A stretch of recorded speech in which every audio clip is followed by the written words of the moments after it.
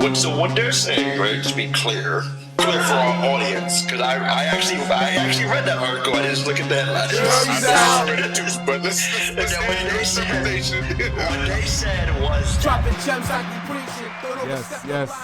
Yes. What's going on, people? What's going on? What's going on? Welcome to the Jury's Out, another podcast episode. It's what do we call ourselves? We just a raw, uncut podcast show, audio book, whatever you want to call us, where we discuss social issues and other careers, and we do that because nobody cares, because the jury's out. There we go. All right, I got that right. So, here with us today is Nicole Ndiaye.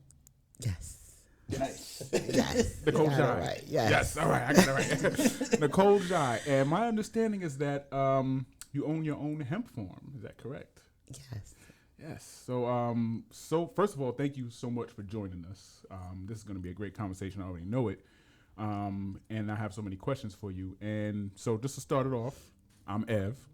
That's Gene. That's Jack. And we're here with Nicole. Why don't you tell us a little bit about yourself, Nicole? So, hello everyone, and thank you guys for having me on your podcast. I really appreciate it. My name is Nicole. I'm originally from the Bronx. I grew up in the Bronx, New York.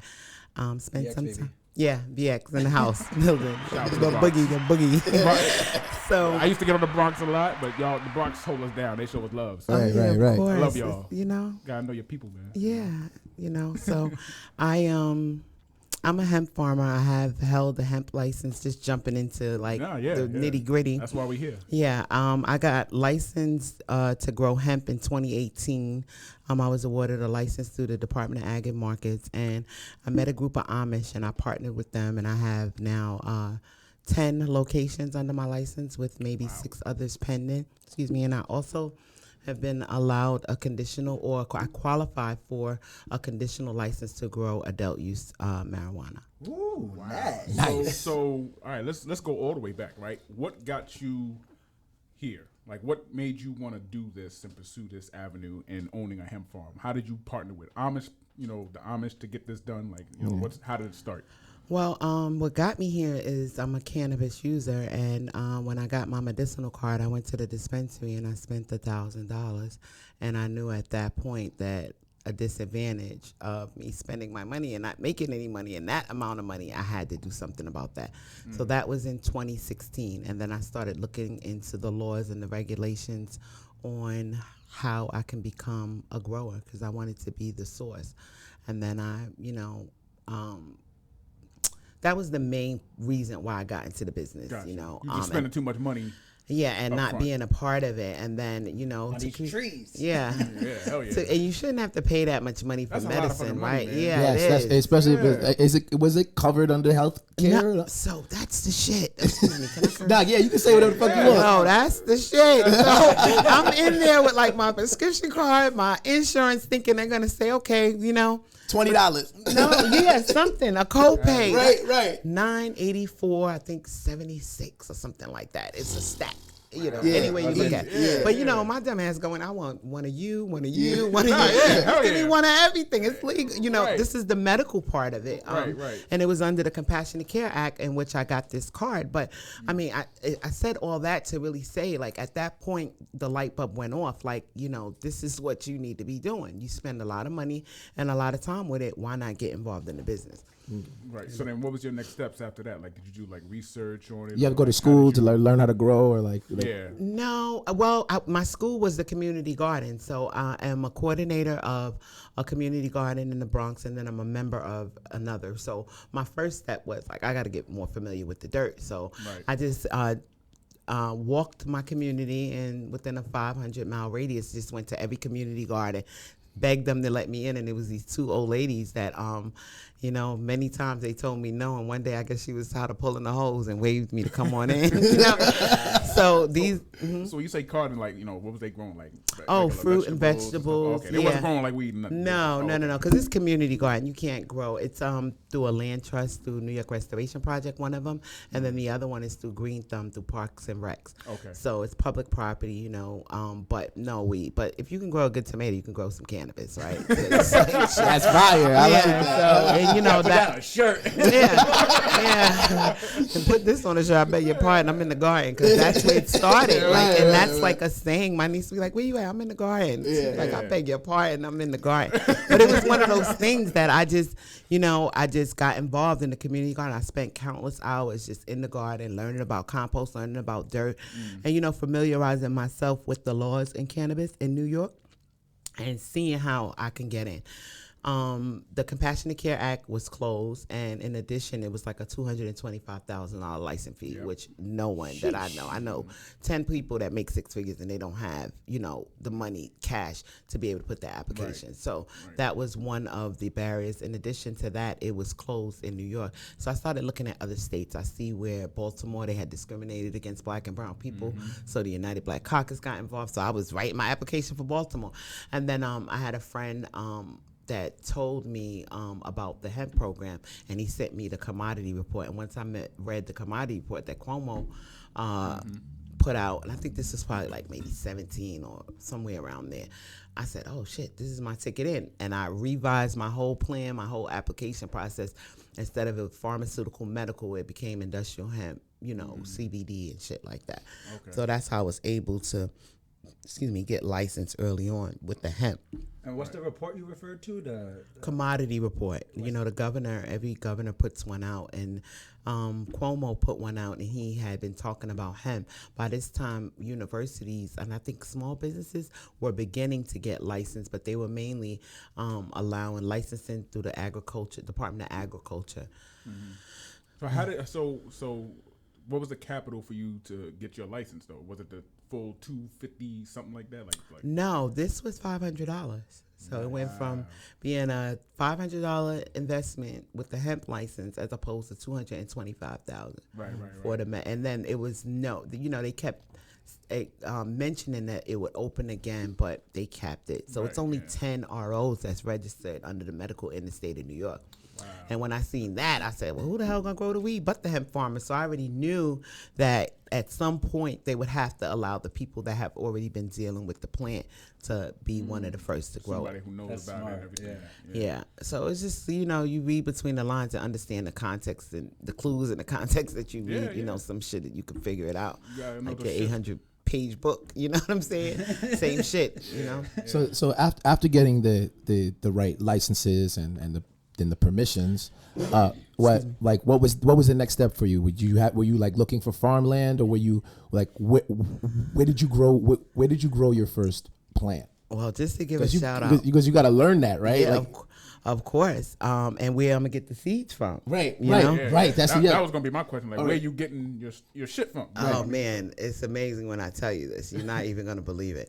So it was a guy by the name of Dennis Derrick. Right, he owns a farm named Corbin Hill Farms, and he gave me the opportunity to lease his land. And he gave me the land. Where's it at? Upstate New York, Sloansville. You know, just quiet as it's kept. The hemp is not. But anyway, but that's my headquarters. So, but I'm just joking because it's like it's one of those things, you don't want to disclose where exactly because then you have people coming, wanting and it's like I didn't ask the address. I said where. Right. So he gave me the opportunity to lease his land. So this will be kind of like my first build out on his land.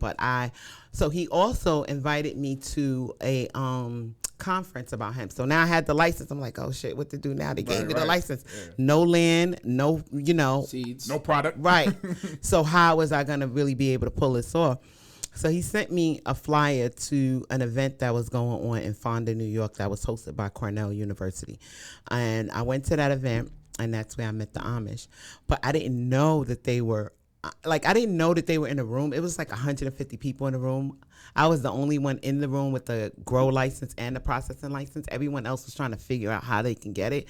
And I just seen like these hats like lined up on the wall. I'm like, damn, that was so cool hats. I didn't know what I didn't, I'm just looking at the hats and I'm like, yo, those are some cool hats, But never knowing that I'm in the room with all of these plain people. And they were right there in the room with me, but just, I'm more focused on what's being told to me. Business. Yeah. So then it's like an event from like 9 in the morning to like 4. So we took a break and then, everybody. What event is this now? I know you said the name, but like. Yeah, Cornell. So Cornell University and Larry Smart, I have to mention him with Cornell and the Hemp program. He's been a great help to my whole project. People directly supported me in ways that, a gift from God, because it would not have happened with the support of these people. Right. So I'm seeing these hats, and right at the end, everybody was gathering to leave. So I start seeing these hats being removed by these little people. So I'm all so right. these hats wasn't even on people's heads. They were like hanging. They were like hanging on like a coat rack or a book. Like because they take their hat off. Right. Real different. They are the best. I love them, But so as I'm seeing them leave, I was about to sing my song, I'm a runner, I'm a track star. I ran behind these people, like, here's my business card. I'm just giving them my card, just running behind every one of them. Running like, hey, it's me, the black girl with the license, Right. So I gave them my card.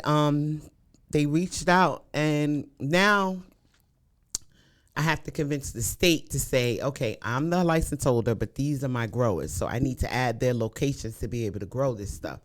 There was a lot of pushback because I guess prior partnership agreements didn't work.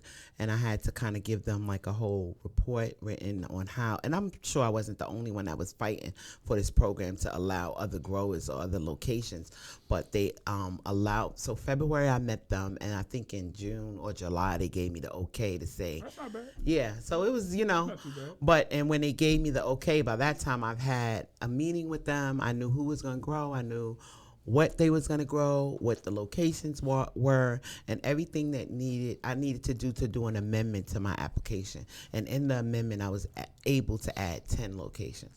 Wow. And that's how we got started. And they have been awesome. So just the community, just having them work together when it comes to, sharing machinery and different equipment that we would need to farm their community. And this is what they do. So me bringing in another crop, because they don't look at it as marijuana. They call it green corn, but they look at that's fire. Yeah, that's fire. They call it no green longer corn. be calling it Zaza. It's the green corn, bro. Yeah, it's the green corn. So they dope. they look at it like a crop. So they just grow it. They're not concerned about what What's the difference in like the process, or like what makes it you're growing hemp as compared to growing weed? Because I know. Oh, the difference between hemp and weed is the level of THC that's in the plant. Okay. So anything above 0.3% of THC is considered marijuana. It's no longer considered hemp. Oh, okay. So it's the same plant, or is it? It's the same plant. It's just how you grow it, right? Well, it's all a sativa L, but one they say the cousin, because CBD and hemp is not doesn't have the psychoactive effect. CBD is more of a body high and relaxes you. It will never. You could smoke a pound of it and it'll never give you the head high. You smoke a joint of marijuana, it'd be a different animal. Right. Okay. So, but I'm saying like it's like a different. It's the same species, but like a different, or is it like I have this weed seed, and the way I treat it or the way that I grow it will determine if the THC is high or low, or the THC is already determined at the seed form? It's normally determined at the seed form with the genetics that you get, because they have hemp seeds and they have marijuana seeds. Okay. Now, do if you get good at growing hemp, are those transferable to growing weed? Is it close enough or not really? Generally, you can grow hemp and it be hot. So, and hot is above 0.3, and that has to be destroyed.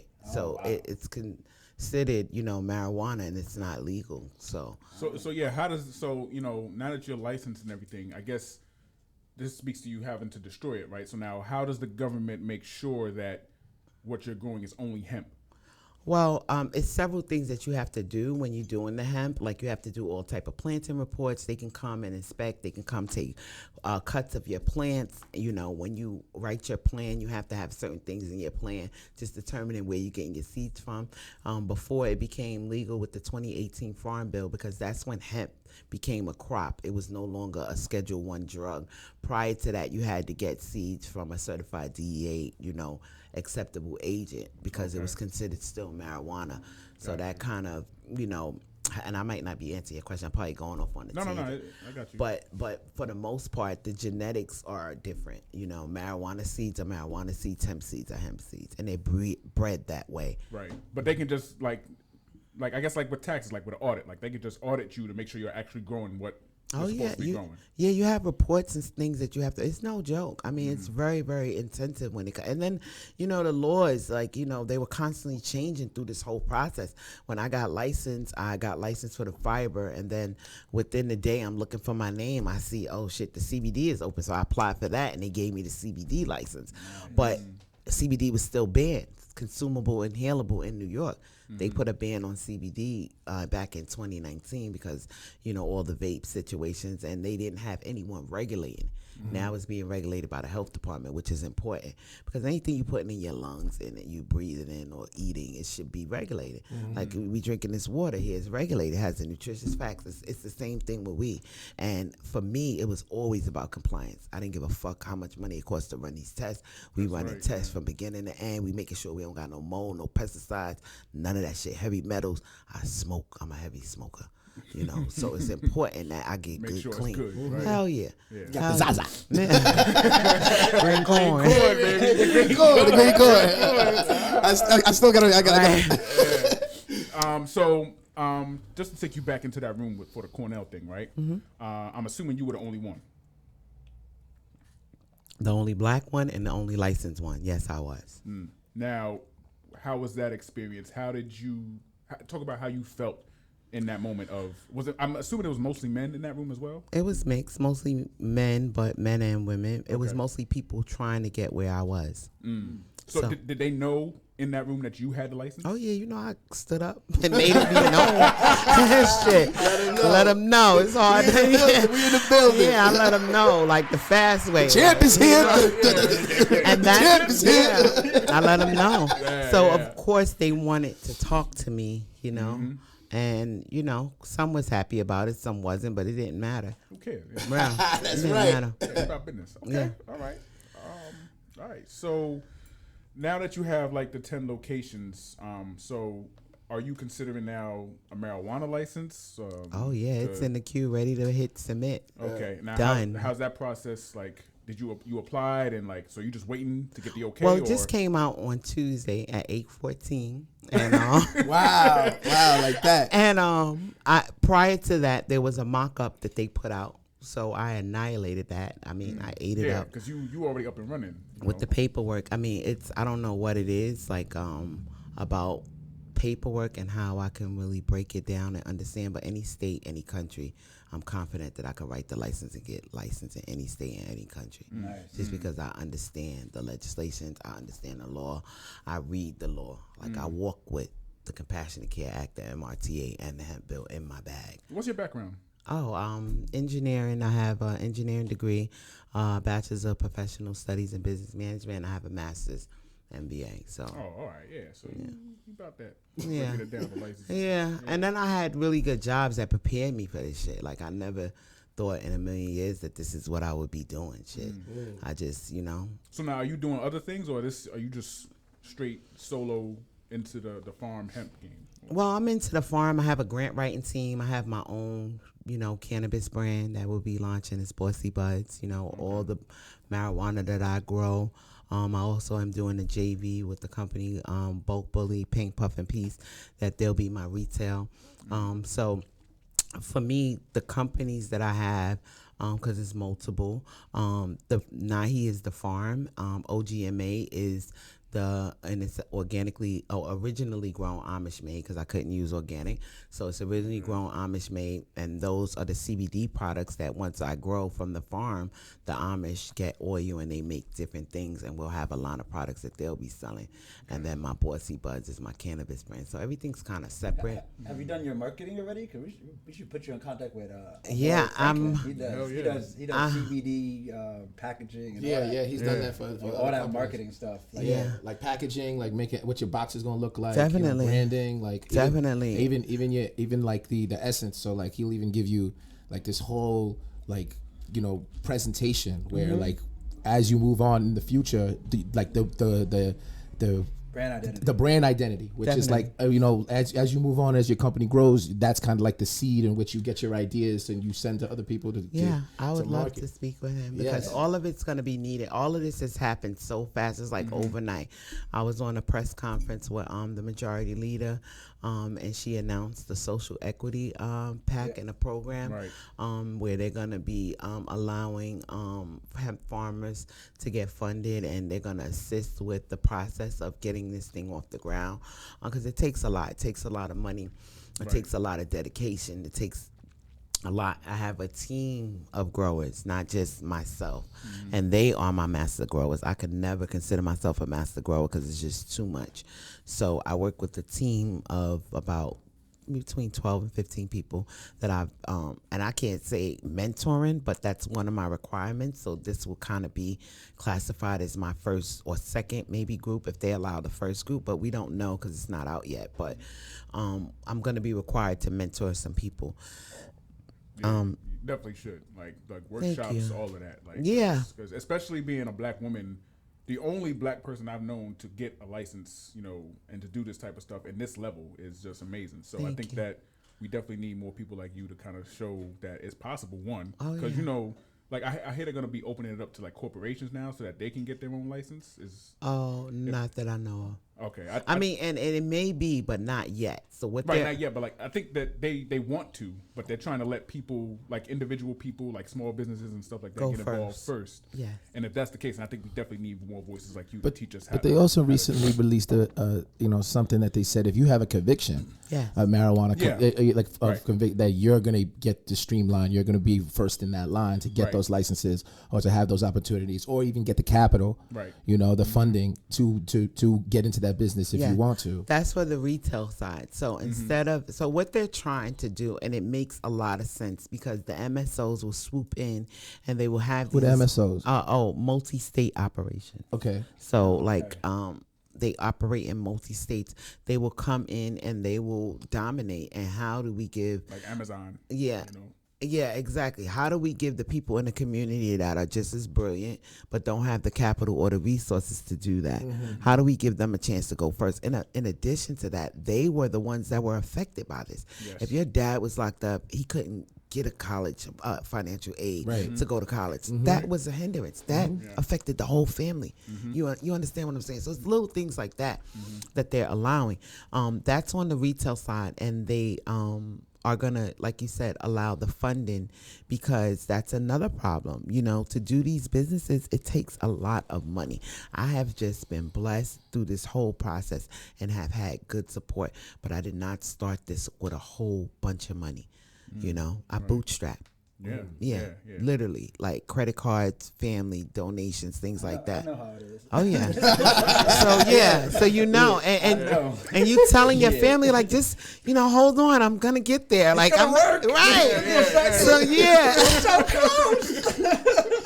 So you like, yo, auntie, where is that at? Yo, you talking about all this, man? I need a bag. What up? Like, you feel my pain. So it's been difficult, but it's not really difficult because when I look back in retrospect and I see where I was and where I am today, big difference. And then to know the money that has been thrown at me, like, oh shit, if y'all offer me that, what is it really worth? You know what I mean? Right. What is it really worth? You offer me that much already? I mean, my first offer was $17 million. What do you want?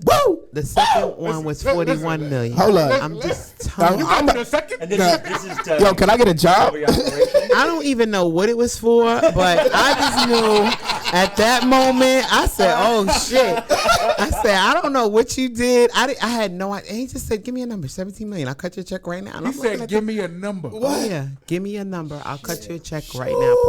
And This I'm is just how you know. This is how you know. That's how you know. This Yeah. shit's coming. 17 mil. It should probably like It's 17 coming. bills. Yeah, it's normally 10 times that amount. So when Right, you get right. an offer, it's 10 Yeah. times. So what I did, because I'm not the brightest bulb on the tree, but I'm smart enough to know to do some averages and crunch some numbers. So I said, this guy offered me 17. This guy offered me 41. Put them shits together. On average, that's 29. Do that times 10. That's $290 million. Yeah.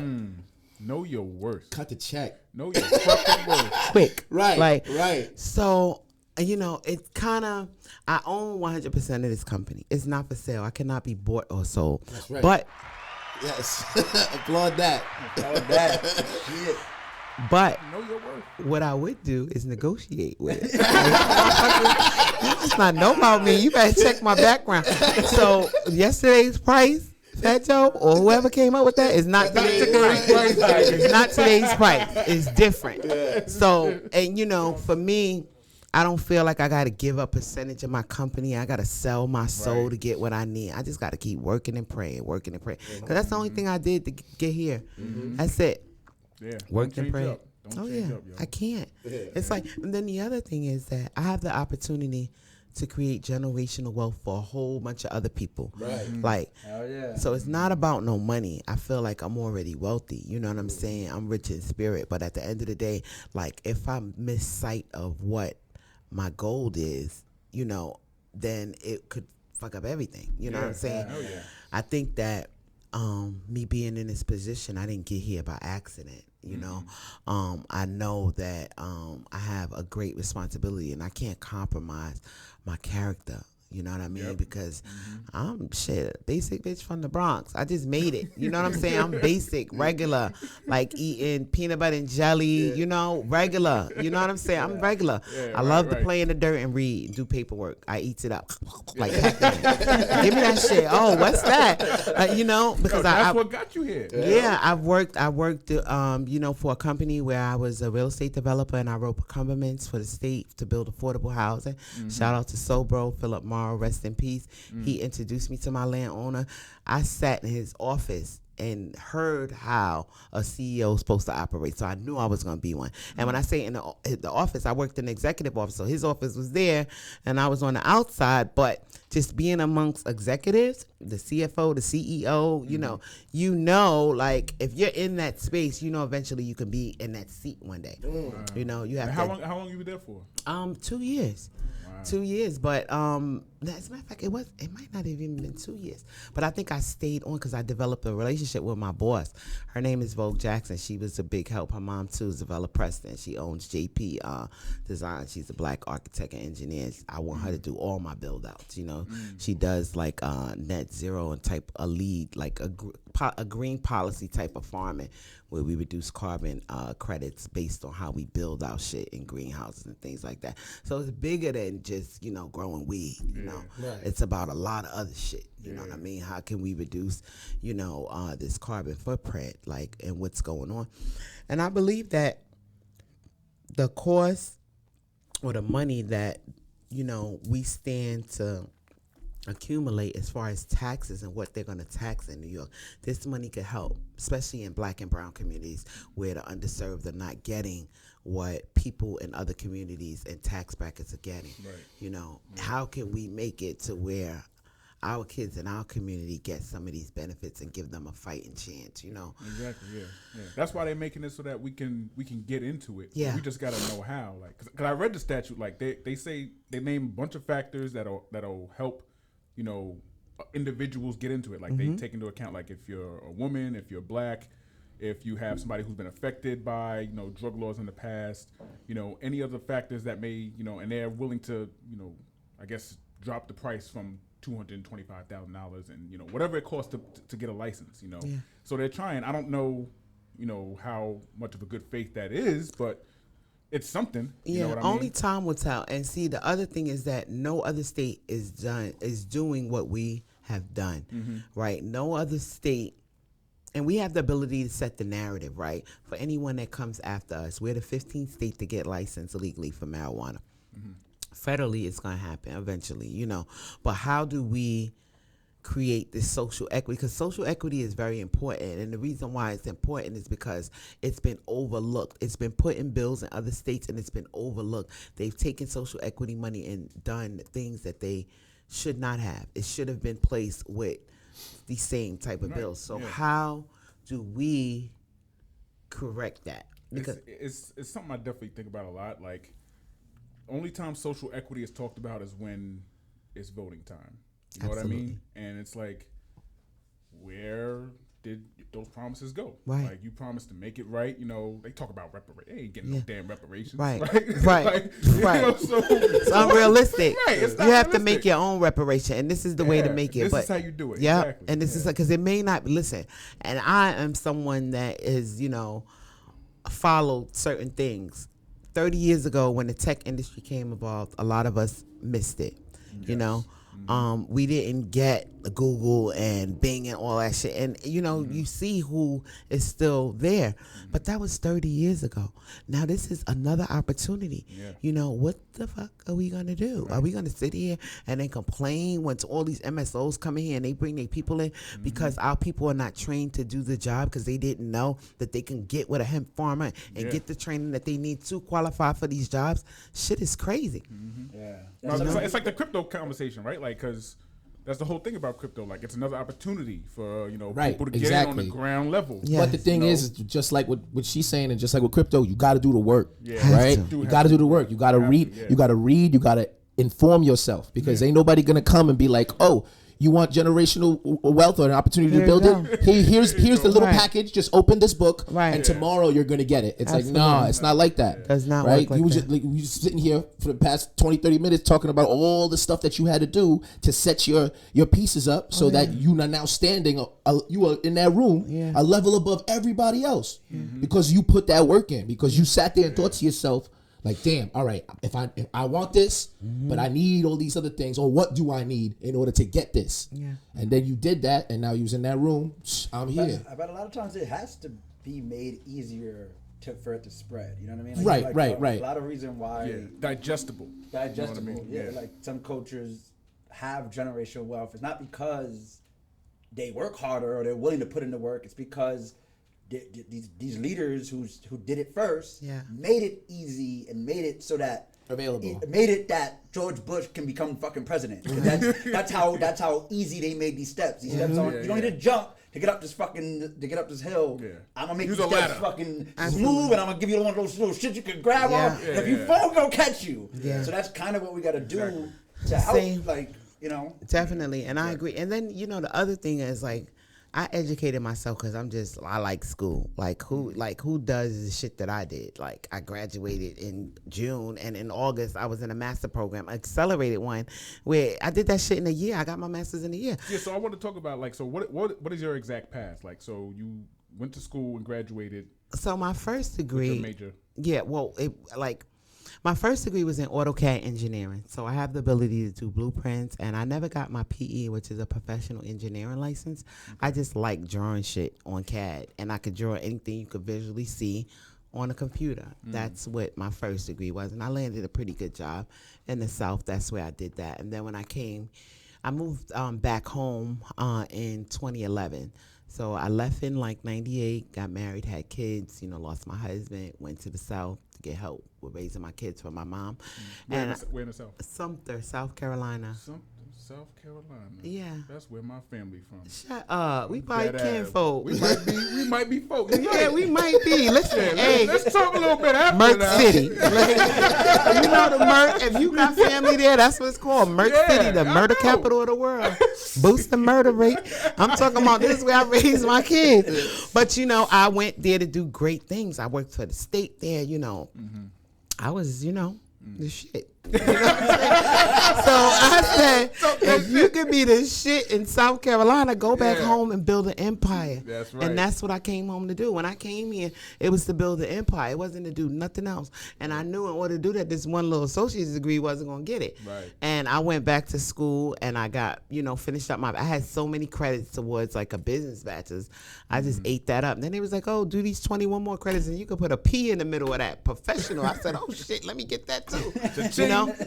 And then I had Let me get that. yeah. And give me the P too. Yeah, and I had the opportunity to do like this cohort through Mega Evans College, because that's my alma mater, and LIU, Long Island University. So it would have cost me 100 bands to get my master's. I got it for like 60 because I was part of this cohort. So it was like, a small group. We would meet several, but it was like 5 weeks final. That shit didn't let up for 365 days. I know I had a nervous breakdown. I know.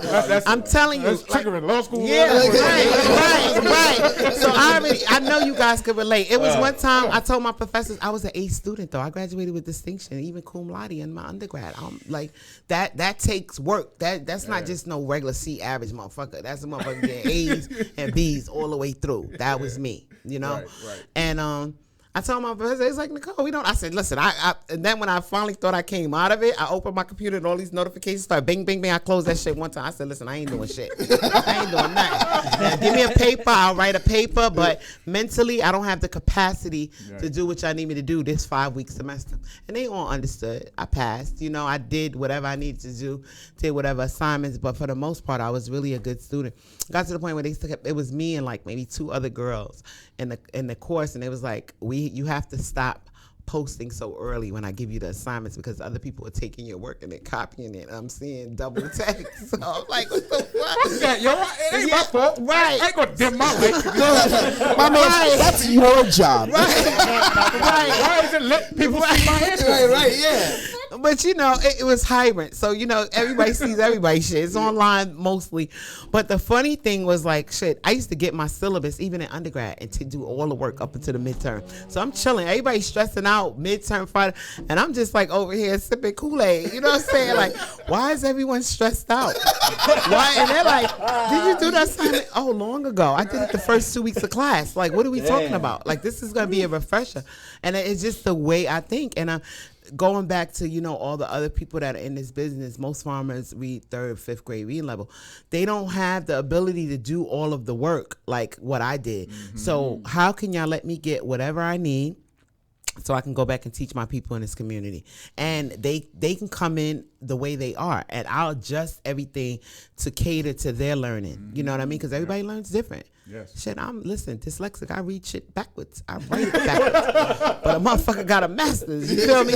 So that just, it's just one of those things. You just got to know how to. And everybody won't admit what I just admitted. I don't give a fuck because I got the paperwork and I don't just got it at the school. It's hanging on my wall. So that tells you that I paid the school. Okay? Because normally you don't come home with that shit. All right? There's a lot of people that say they got degrees, but they shit is still at the school because you have a fucking balance. So technically, do you have a degree? Right.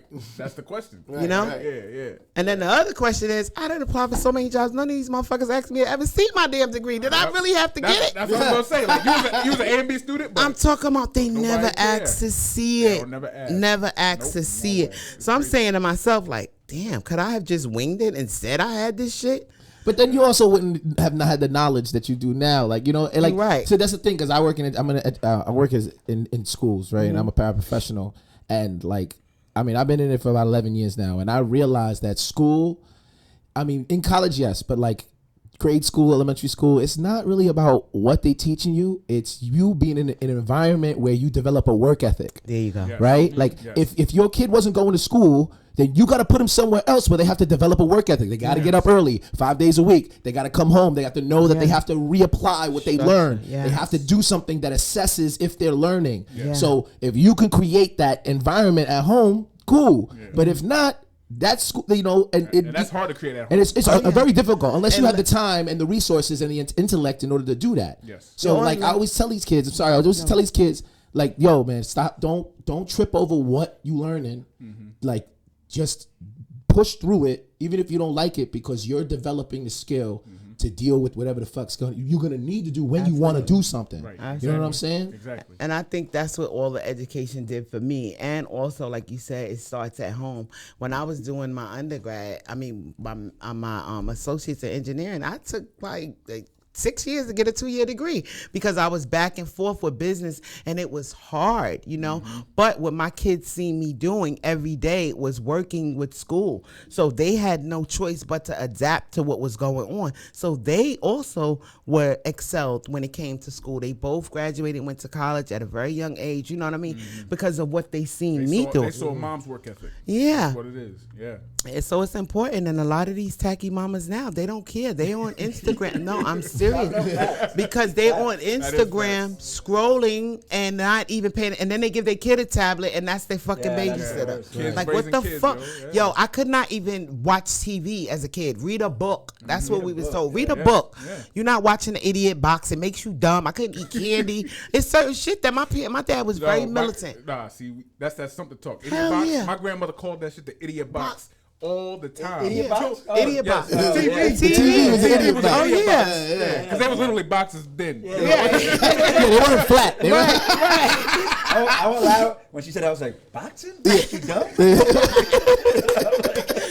But yeah, and you know, the ancestors, I gotta shout it out to them because my ancestors is what made me the woman that I am. My grandmother, my aunts, my uncles from the South. Like, I came from a very well-rounded family. You know, everybody family got their shit, but my family, they believed in certain things, you know what I mean? And family was always first.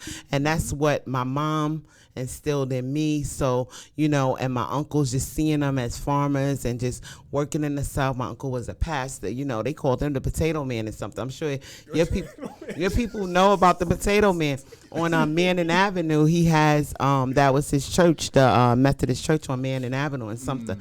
And he used to ride around the town with a truck full of potatoes and give out potatoes to the town. So it's certain things. So I know that when I'm in those gardens, when I'm on that land farming, I'm standing on my ancestors' shoulders. I have felt like being pulled through the dirt, and I'm like, you know, and didn't know, like, this is my connection with my family, just touching the soil, you know. And I keep my nails done, but I don't give a fuck. Give me some dirt right now. These nails will go to shit.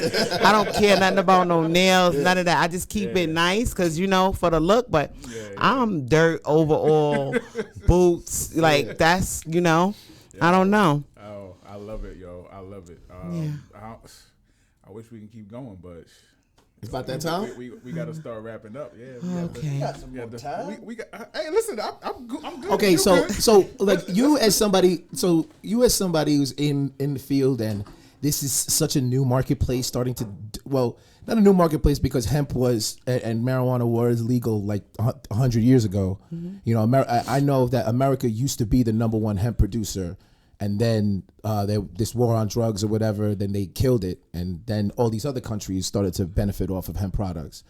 Now that we are coming back to that, we have the potential to be a powerhouse when it comes to hemp products because there's so many things you can make with it, right? Yes. Like you were just saying how they how the Amish were gonna use it, break it down and use it as fuel. You know, like I know that they have this thing called hempcrete where it's like a mixture between hemp and lime, and it's gonna be building materials where we can build houses out of hemp. You know, it's super insulated. All these other things. Hemp. I also know hemp eats up radiation potentially, and so it's like there's all these. So where do you see the future? The potential future of this marketplace, at least here in New York City? As far as New York City, I think that we're going to be the leaders and we're going to be the forefront. Like Cali has been for so long, you know, known as the best weed on the West, but we're going to take that. The other thing, take it. Yeah. The other thing is that we're going to get it right. So other states are going to refer and look at us to getting it right. As far as the hemp, anything you see with plastic and wood could be made out of hemp, right? Once, you know, I guess the world figures this out, it's going to be able to save the world. Hemp. That's what I believe. Because less reliance on petroleum. And more, and now it's just more on a natural building material. It's gonna correct deforestation. Like hemp can grow in a season. It takes 25 years to grow a tree to build a wooden table or whatever. So it has so many different benefits. But for political reasons, whatever, it got banned. Like you said, and also like you know like manipulative markets. Like you know I know one of the big contributors to the illegalization of marijuana was the paper companies. You know, they wanted to keep cutting down the trees, but you can make hemp paper And hemp, like you were saying, it takes only what 6 months, 8 months for For 120 days, and it grows very tall. I can show you guys some pictures. And then it grows right back again, right? It's But so, I think it was more like the plastic DuPont. Right, and the petroleum as well. Oh, yeah, definitely. Ford did a car and ran it off hemp oil. So it's just like so many things. So just imagine something being banned for 80 years, but us using it for 3,000 years prior to right. that. Yeah. So criminalized. Oh, yeah. People in jail for right, it. And then when you get like you had your medical card for it, insurance not covering. Right. And it's just some shit that grows. It's just a setup after setup, man. So with me, I think that I have the ability to, grow off, 3. So I can grow the hemp fiber, which is for building materials and textiles, and then the CBD, which is for oil and flour, and then now the THC. But in addition, the green corn. In addition to that, I have a seed breeding license. So I can breed seeds for cultivars when it comes to hemp seeds and cannabis seeds. It says hemp, but eventually I'm sure they're going to allow us to breed cannabis seeds as well, because the conditional license, I don't really know yet, but I'm sure that they will, because I have everything to do it. Like, you have to have a nursery, license, certain licenses that you had to have. So once you get your cannabis license, like, what do you see how do you see that playing out in New York City? Everybody gonna be high as fuck. What's your specific plan? Well, my plan is to grow it, to comply, and then to be able to mentor and to be able to have some of the first flower that will go in the recreational dispensaries in New York State. So my flower will hopefully, not hopefully, because it will be, I speak things into existence. Right. So you have a lot of power in your tongue, right? So yeah. Sorry. I had to take advantage of that. Clap for that one. Yeah, my flower will be the first flower on the shelves in a lot of these dispensaries. And I have a really good joint venture with Bulk Bully, and they have, the line to be able to sell, and hopefully, I can get them to come and talk to you guys as well. Really good. Yes, please. That would be great. That would be amazing. Yeah, they're the retail. So that's what I was gonna say. So you're just purely distributing. She the plug. Yeah. I'm growing, processing, distributing. Not she El Jefe, yo. So how do you see retailing playing out? To me, it sounds like that distributing is where it's at.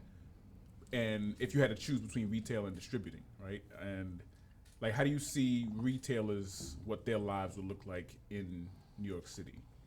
I'm already seeing it. I think that the retailers that go first, I just hope that they're not being controlled by another body, and that they're really doing it for their families to create generational wealth. And I hope that they cannot be bought or sold based on someone putting $1 in front of their face, because money is nothing. It's just money. Like, just money. So I guess how do we make sure that we're doing it for us, by us? Well, the Office of Cannabis Management has a very good plan and structure on how you can't sell your license. You have to be the majority owner. So they have things in place for that. But, people always find loopholes. You guys are attorneys, so I'm sure you know. Yeah. It's a loophole in every goddamn thing. Yeah, and I need y'all to help me find a loophole with some shit. Listen. We got you. Loopholes are legal. Yeah. Ain't no shame about a loophole. I got you. Thank you. Right. You're absolutely right. They are. So, and when you know them, then you know how to position yourself. When you know. Yeah, that's it. When you know, you know. That's a good place to Oh, we topped out? Yeah, that's he was right. I was looking at the wrong clock. Is there any sort of sources? Definitely shout out your websites and of course. And then also maybe any outlets and where people who either want to contact you or get started, is like any collectives that people can look up and to educate themselves or start the process? Yes. So Office of Cannabis Management is the start. OCM of New York, Tremaine Wright is the chair there.